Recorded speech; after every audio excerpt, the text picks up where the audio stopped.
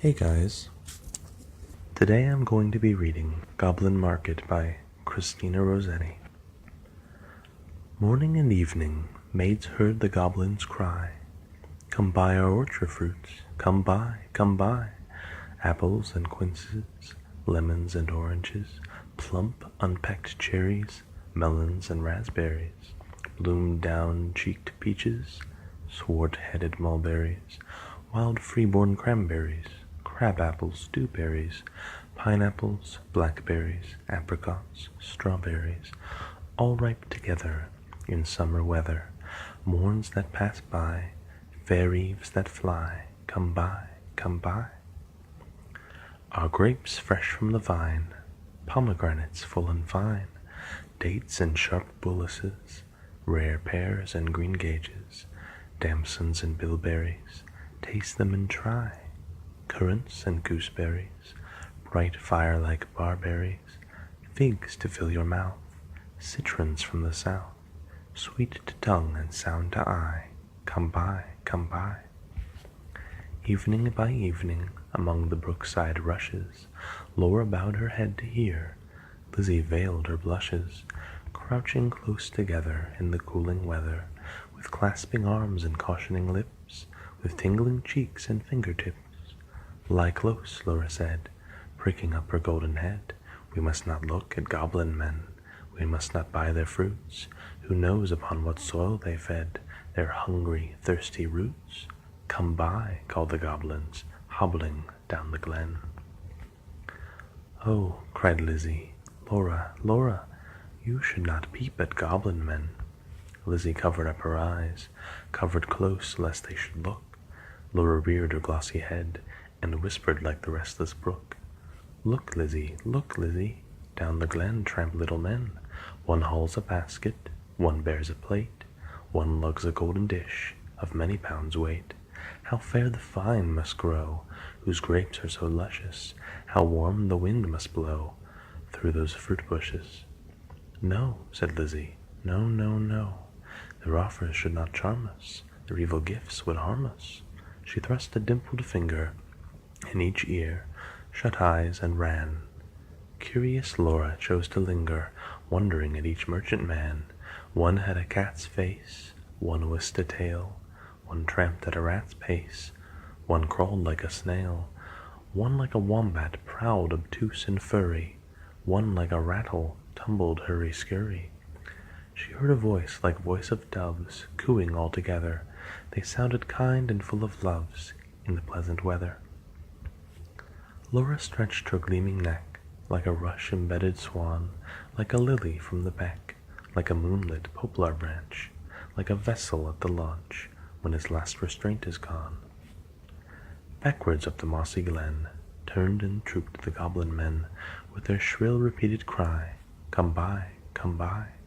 When they reached where Laura was, they stood stock still upon the moss, leering at each other, brother with queer brother, signaling each other, brother with sly brother. One set his basket down, one reared his plate, one began to weave a crown of tendrils, leaves, and rough nuts brown. Men sell not such in any town. One heaved the golden weight of dish and fruit to offer her. Come buy, was still their cry. Laura stared but did not stir, longed but had no money. The whisk-tailed merchant bade her taste, in tones as smooth as honey. The cat-faced purred, the rat-faced spoke a word of welcome, and the snail-paced even was heard. One parrot-voiced and jolly cried, pretty goblin still for pretty Polly. One whistled like a bird. But sweet-toothed Laura spoke in haste, good folks, I have no coin to take where to purloin. I have no copper in my purse, I have no silver either, and all my gold is on the furze that shakes in windy weather above the rusty heather. You have much gold upon your head, they answered all together. Buy from us with a golden curl.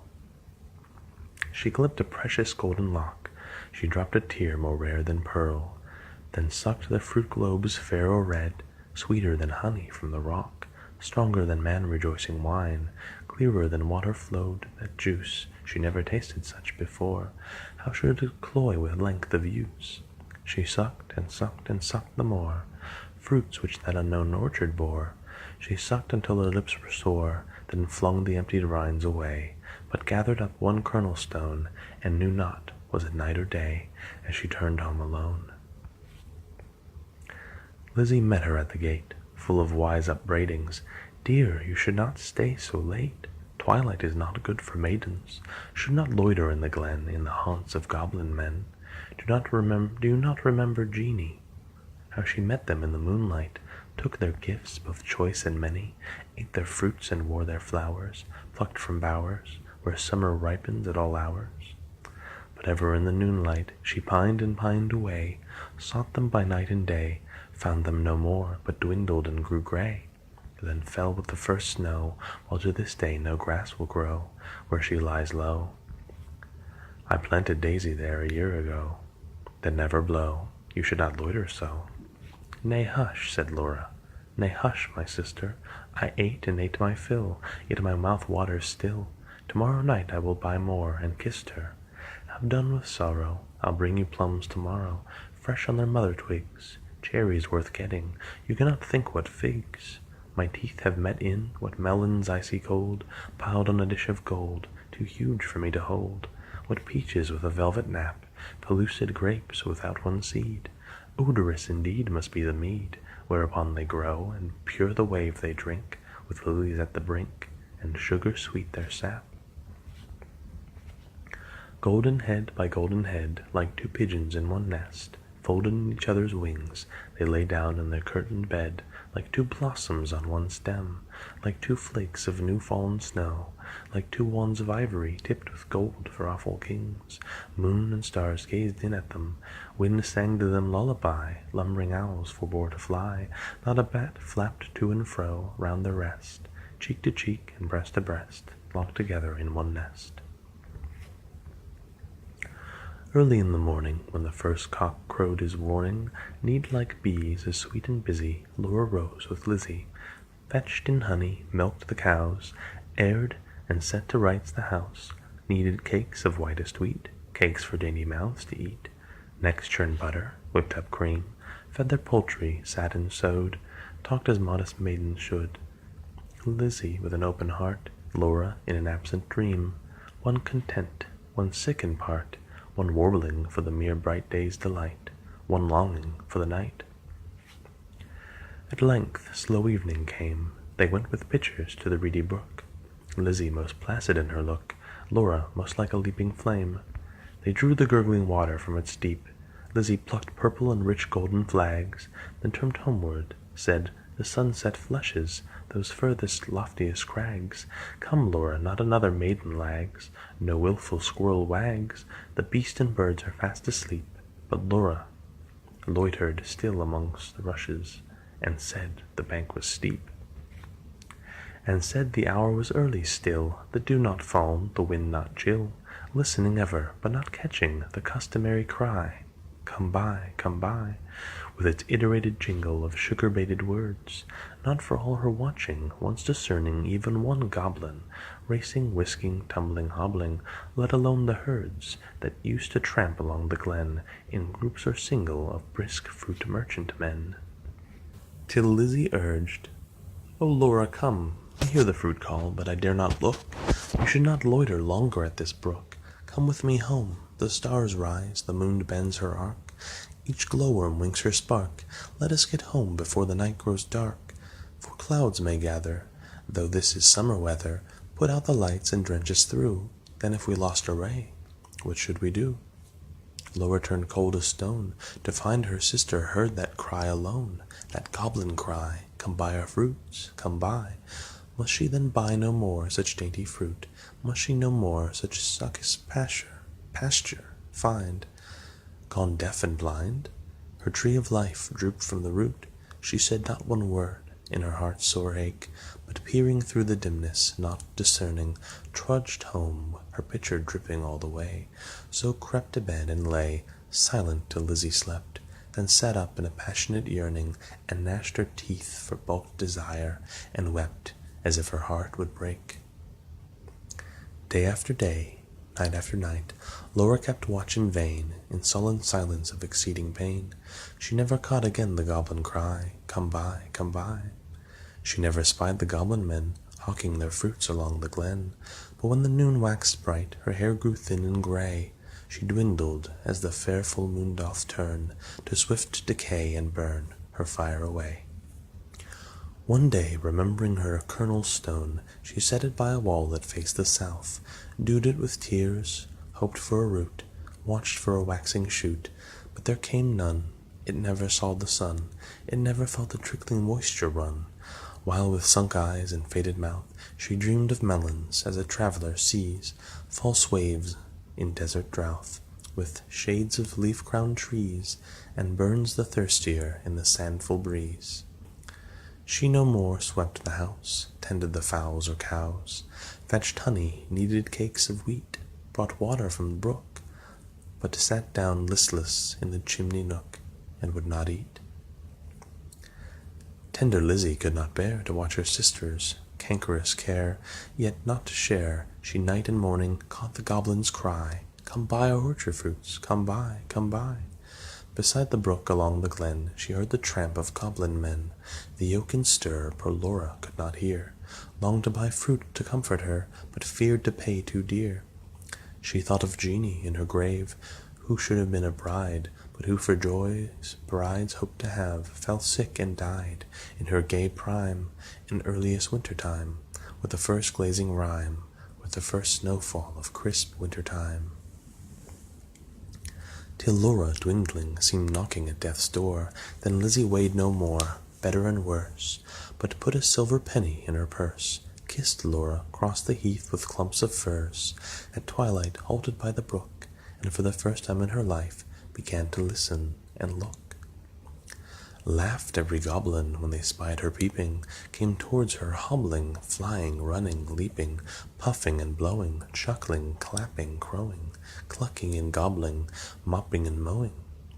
Full of airs and graces, pulled wry faces, demure grimaces, cat-like and rat-like, rattle and wombat-like, snail-paced in a hurry, parrot-voiced and whistler, helter-skelter, hurry-scurry, chattering like magpies, fluttering like pigeons, gliding like fishes, hugged her and kissed her, squeezed and caressed her, stretched up their dishes, panniers and plates, look at our apples, russet and dun, bob at our cherries, bite at our peaches, citrons and dates, grapes for the asking, pears red with a basking, out in the sun, plums on their twigs, pluck them and suck them, pomegranates, figs.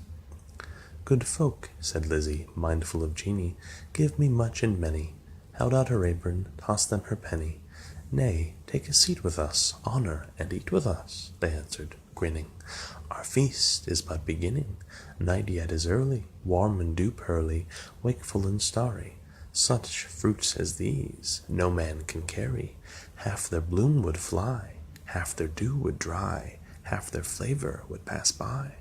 Sit down and feast with us, be welcome, guest with us, cheer you and rest with us." "Thank you," said Lizzie, "but one waits at home alone for me, so without further parleying, if you will not sell me any of your fruits, though much and many, give me back my silver penny, I tossed you for a fee." They began to scratch their pates, no longer wagging, purring, but visibly demurring, grunting and snarling. One called her proud, cross-gained, uncivil, their tones waxed loud, their looks were evil, lashing their tails. They trod and hustled her, elbowed and jostled her, clawed with their nails, barking, mewing, hissing, mocking, tore her gown and soiled her stocking, twitched her hair out by the roots, stamped upon her tender feet, held her hands and squeezed their fruits against her mouth to make her eat. White and golden Lizzie stood, like a lily in a flood, like a rock of blue-veined stone lashed by tides obstreperously, like a beacon left alone in a hoary, roaring sea, sending up a golden fire like a fruit-crowned orange tree, white with blossoms honey-sweet, sore beset by wasp and bee, like a royal virgin town, topped with gilded dome and spire, close beleaguered by a fleet, mad to tug her standard down.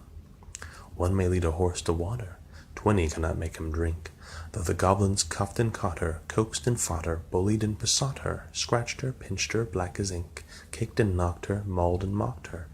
Lizzie uttered not a word, would not open lip from lip, lest they should cram a mouthful in, but laughed in heart to feel the drip of juice they syruped all her face, and lodged in dimples of her chin, and streaked her neck, which quaked like curd. At last the evil people, worn out by her resistance, flung back her penny, kicked their fruit, along whichever road they took, not leaving root or stone or shoot. Some writhed into the ground, some dived into the brook, with ring and ripple, some scudded on the gale without a sound, some vanished in the distance. In a smart ache tingle, Lizzie went her way, knew not was it night or day, sprang up the bank, tore through the furze, threaded copse and dingle, and heard her penny jingle, bouncing in her purse. Its bounce was music to her ear. She ran and ran, as if she feared some goblin man dogged her with jibe or curse, or something worse. But not one goblin scurried after, no was she pricked by fear. The kind heart made her windy pace, that urged her home, quite out of breath with haste and inward laughter. She cried, "Laura, up the garden, did you miss me? Come and kiss me, never mind my bruises. Hug me, kiss me, suck my juices, squeezed from goblin fruits for you, goblin pulp and goblin dew. Eat me, drink me, love me. Laura, make much of me. For your sake I have braved the glen, and had to do with goblin merchant men." Laura started from her chair, flung her arms up in the air, clutched her hair. "Lizzie, Lizzie, have you tasted for my sake the fruit forbidden?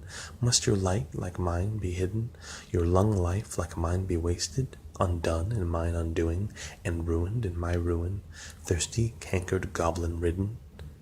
She clung about her sister, kissed and kissed and kissed her.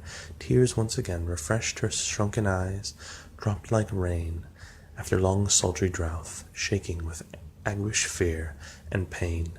She kissed and kissed her with a hungry mouth. Her lips began to scorch, that juice was wormwood to her tongue. She loathed the feast, writhing as one possessed. She lipped and sung, rent all her robe and wrung her hands in lamentable haste, and beat her breast.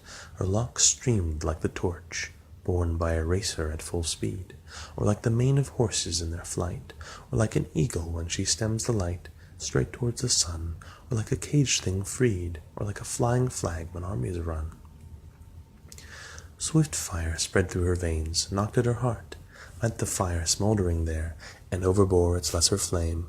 She gorged on bitterness without a name. Ah, fool, to choose such part of soul-consuming care! Sense failed in the mortal strife, like the watchtower of a town, which an earthquake shatters down. Like a lightning-stricken mast, like a wind-uprooted tree, spun about, like a foam-topped waterspout, cast down headlong in the sea. She fell at last, pleasure past and anguish past. Is it death, or is it life? Light out of death, that night long Lizzie watched by her, counted her pulses' flagging stir, felt for her breath, held water to her lips, and cooled her face with tears and fanning leaves. But when the first birds chirped about their eaves, and early reapers plodded to the place of golden sheaves and dew-wet grass, bowed in the morning wind so brisk to pass, and new buds with new day opened of cup-like lilies on the stream, Laura awoke as from a dream, laughed in the innocent old way, hugged Lizzie, but not twice or thrice. Her gleaming locks showed not one thread of gray. Her breath was sweet as May, and light danced in her eyes.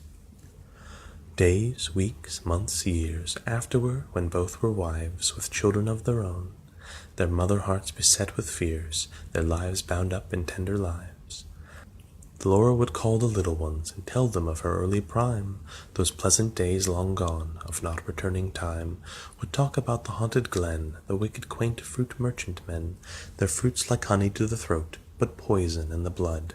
Men sell not such in any town.